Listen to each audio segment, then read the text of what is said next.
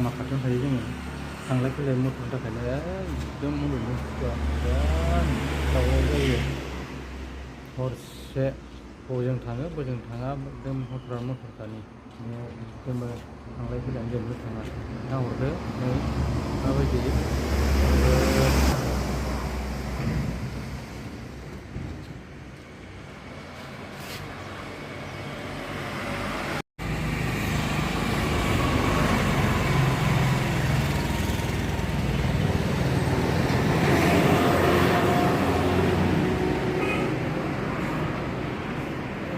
मेन लामा एकदम 1 सेकेन्ड थाया नै मटर थांलाय फैलाय नै बे रुमावनो जों थायो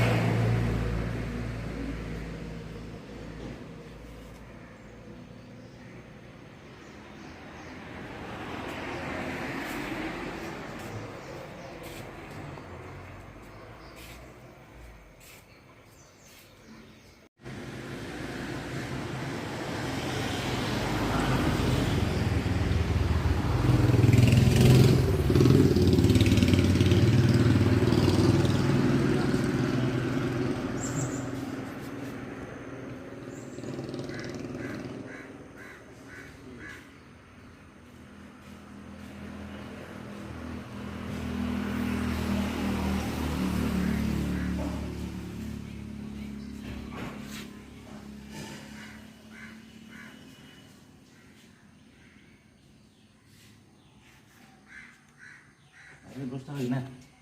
Kalau terus tahu gimana? Enak.